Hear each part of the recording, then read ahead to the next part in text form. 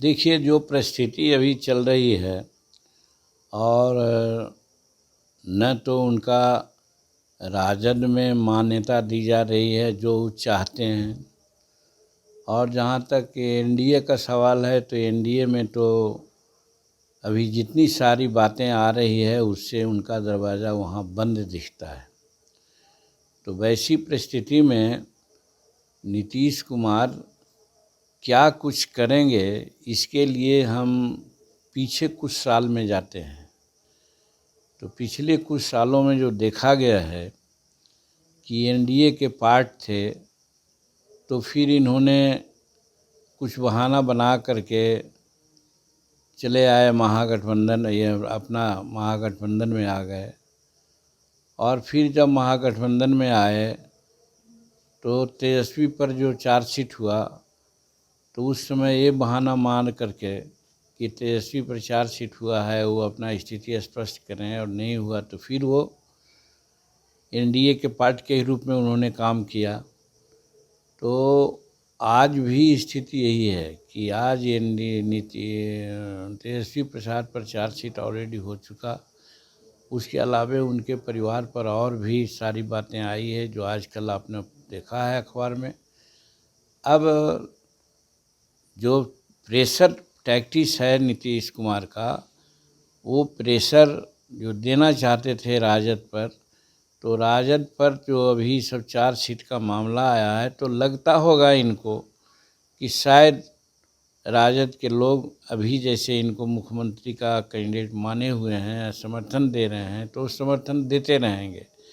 अगर समर्थन देते रहेंगे तो हम समझते हैं कि कुछ नहीं करेंगे 14 जनवरी के बाद।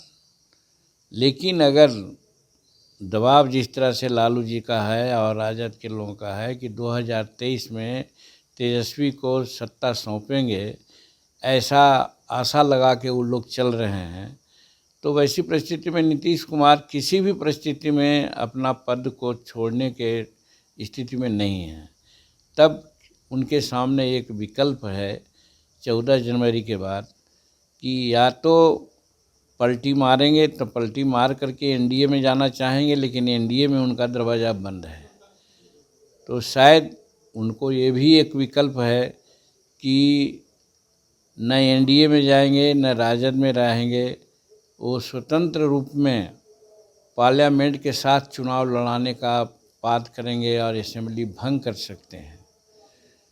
अब इसमें उनको आशा बनती है कि साइजेबल जो अभी 43 है एमपी उनको अच्छे जीत जाएंगे और विधानसभा में अच्छी सीट आवेगी, तो वो मुख्यमंत्री के रूप में, कार्यकारी मुख्यमंत्री के रूप में भी बने रहेंगे। राष्ट्रपति शासन शायद नहीं हो सकता है, ऐसा सोच करके वो कर सकते हैं कि पार्लियामेंट भारी असेंबली भंग करने का वो रिकमेंडेशन कर सकते हैं।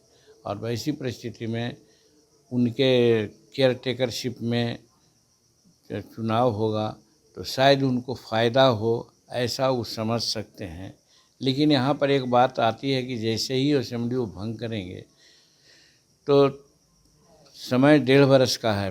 असेंबली का नियम होता है 6 महीना का रहता है, तभी राष्ट्रपति शासन या इनको केयर टेकर बनाया जाता है। और अगर 1.5 वर्ष का मामला है तो वहाँ पर राष्ट्रपति शासन अगर लागू भी होगा तो शायद केयर टेकर के रूप में इनको नहीं रखा जाएगा, फिर सत्ता भाजपा के हाथ में आ जाएगी।